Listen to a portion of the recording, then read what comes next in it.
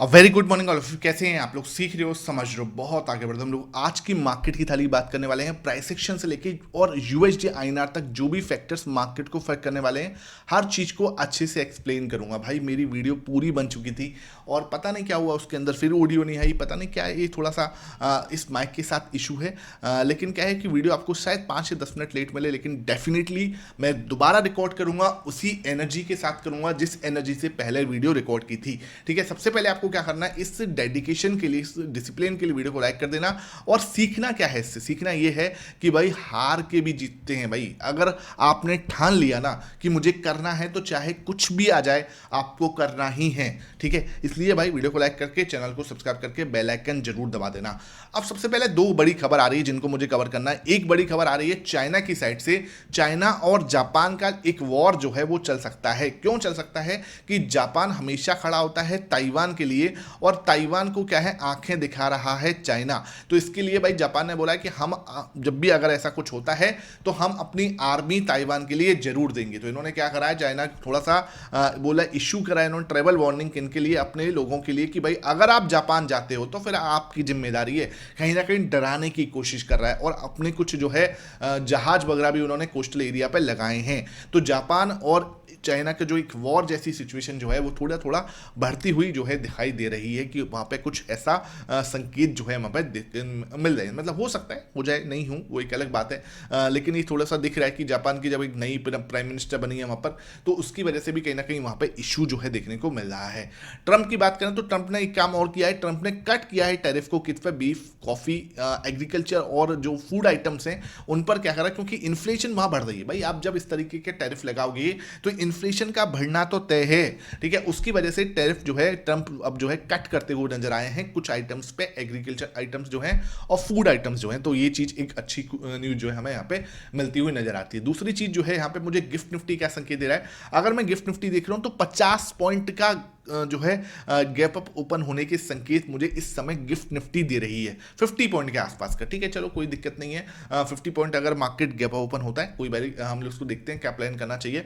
ये मैंने पूरा आपको प्लान समझा दिया था, लेकिन क्या हुआ कि वो वीडियो वो नहीं चली, इसलिए उसको देखते हैं। ठीक है, अब हम यहाँ पे 30 मिनट टाइम फ्रेम पे आते हैं। 30 मिनट टाइम फ्रेम में मुझे क्या समझ में आ रहा है कि एक तो सर ये हेड एंड शोल्डर आपको दिखना चाहिए। ठीक है, दूसरी चीज मैंने आपको यहाँ पे क्या बनाया, यहाँ पे सिंपल एक चीज है कि अगर मार्केट गैप ओपन हो रहा है तो कौन से एरिया पे हो रहा है, ये एरिया पे। ठीक है, यहाँ पे हम थोड़ा सा फंसने वाला एरिया है। यहाँ से हम गैप अप अगर ओपन होते हैं तो लगभग इस एरिया के पास में कहीं जाके हम ओपन होंगे।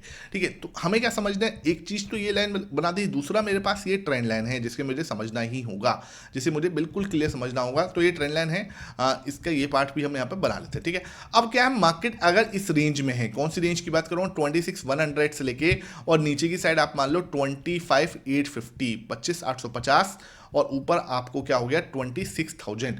ठीक है, 26,000 ये हमारे लिए इंपॉर्टेंट रेजिस्टेंस रहेगा। मार्केट इस जोन में है तो क्या कर सकता है, थोड़ा टाइम पास कर सकता है। बहुत बड़ा मोमेंटम है, उसकी संभावना बिल्कुल कम दिखती है। ठीक है, अगर वो किसी भी लेवल पर, ठीक है, किसी भी वक्त अगर वो इस लेवल को ब्रेक डाउन करता हुआ नजर आता है, किसकी बात करूं, लगभग 900 को, 25,900 को अगर वो ब्रेक डाउन करता हुआ नजर आता है, तो I will wait for the, क्या है, मैं एक रीटेस्टिंग का वेट करूंगा। मुझे एक रीटेस्टिंग चाहिए। अगर उसने रीटेस्टिंग दिया, एक छोटा सा इनवर्स हैमर बनाता है, तो एक शार्प फॉल मुझे देखने को मिल सकता है। कहां तक का, 25,500 तक का, 25,500 तक का एक शार्प फॉल देखने को मिल सकता है। इस वाली रेंज के अंदर है हम, तो मार्केट एक ट्रायंगल पैटर्न बना रहा है, उसका ब्रेकआउट ही अगर मान के चलो उसने ऊपर की साइड से ब्रेकआउट दिया, ब्रेकआउट देने के बाद we will wait for the, वापस से क्या है कि एक मुझे बड़ा मूवमेंट देना है, तो उससे मुझे पहले मुझे क्या चाहिए, एक रीटेस्टिंग चाहिए। सर नीचे या ऊपर दोनों साइड रीटेस्टिंग चाहिए? हाँ सर, अभी क्या है, मार्केट थोड़ा फंसा हुआ है, तो अब मुझे अगर बड़ा मूवमेंट चाहिए तो एक रीटेस्टिंग का वेट मैं दोनों साइड करूंगा। उसके बाद क्या हो सकता है, 26,100 तक, ध्यान रखना, 26,100 तक हम बिना कोई बहुत ज़्यादा प्रॉब्लम के जा सकते हैं। यहाँ तक एक जो है मार्केट थोड़ा ऊपर गया, यहाँ पे मुझे क्या है, एक रीटेस्टिंग मिल गई मान के चलो, तो 26,100 तक बिना रुकावट के जा सकते हैं। उसके बाद आपको एक बड़ा मोमेंटम मिल सकता है, कहाँ तक का, 26,250, 300 तक का। ठीक है, ये बात आपको ध्यान रखनी है, इसमें हमें कोई भी टेंशन लेने वाली बात नहीं है। आई होप ये प्राइस सेक्शन समझ में आ गया हो। वीडियो को लाइक जरूर कर देना इस टाइप के लर्निंग सेशन के लिए। डाउ जोन्स को अगर मैं देख रहा हूं तो डाउ जोन्स में हल्की नरमी मुझे दिख रही है, ध्यान रखना हल्की सी नरमी है, बहुत ज्यादा नहीं। 300 पॉइंट जो है जो आपका बंद हुआ है वो 300 पॉइंट डाउन होके हुआ है। नेस्डेक हल्का सा पॉजिटिव दिख रहा है 0.13%, 30 पॉइंट के साथ में, बहुत ज्यादा नहीं, लेकिन हाँ ये जरूर है कि ग्रीन में क्लोज हुआ है। तो नेस्डेक आपका ग्रीन में क्लोज हुआ है, डाउ जोन्स आपका लगभग 300 पॉइंट का गैप डाउन ऊपर मतलब जो है क्लोज हुआ है आपका नीचे, ठीक है। उसके बाद बात करें आपका यूएसडी आईएनआर, लगभग 5 दिन का अगर मैं ट्रेंड देखूं इसका, तो ये मुझे समझाने की कोशिश कर रहा है कि थोड़ी नरमी दिख रही है, थोड़ी, बहुत ज़्यादा नहीं।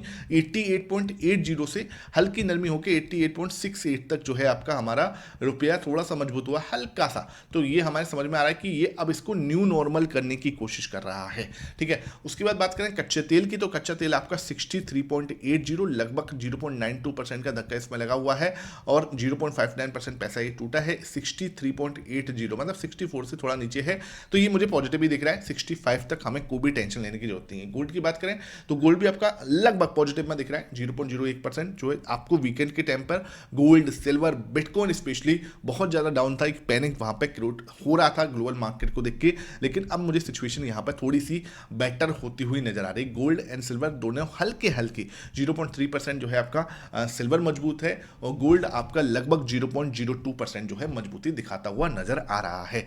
उसके बाद बात करें और कौन सा डेटा है सर, और हमारे पास जो है ये डेटा है, हमें देखना है इंडेक्स फ्यूचर का डेटा।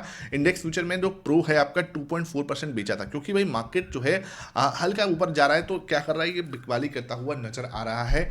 इंट्राडे में थोड़ा ऊपर जाता है, वापस जाके क्लोजिंग बहुत नीचे दे रहा है, ठीक है। तो हमें क्या देखना है कि भाई क्या जो है सिस्टम बन सकता है। 2.84% अगर इसने बेचा है तो क्या आज ही बेचेगा? देखो 50% से जब तक ये ऊपर है मेरे लिए पॉजिटिव ही रहेगा, तो ध्यान रखना है मेरे लिए पॉजिटिव है। एफआईएस लगातार सेल कर रहा है, लगभग मेरे ख्याल से 13वां डे होगा, अगर वो आज 13 या 14 डे होगा अगर ये दोबारा सेल करते हैं, तो ये मेरे लिए बिल्कुल क्लियर नेगेटिव है। और फाइनली डीआईएस भी पॉजिटिव हो रहे हैं, तो ये भी मेरे लिए आज पॉजिटिव रहेंगे। तो एफआईएस डीआईएस पॉजिटिव है, ये रहेगा एफआईएस, तो ये नेगेटिव रहेंगे और ये हमारे प्रो अपना पॉजिटिव यहाँ पे दिखा रहा है, ठीक है। उसके बाद बात करते हैं सर हमारे पास स्टॉक फ्यूचर में क्या सिस्टम दिख रहा है। तो एफआईएस जो है हमारे लगभग 5000 करोड़ जो है बिकवाली करते हुए नजर आए थे, ठीक है। उसके बाद इन्होंने बिकवाली की थी इंडेक्स फ्यूचर के अंदर लगभग 1873 करोड़ की, और जो है खरीदारी कर अच्छा स्टॉक फ्यूचर के अंदर बिकवाली की है 300 करोड़ की।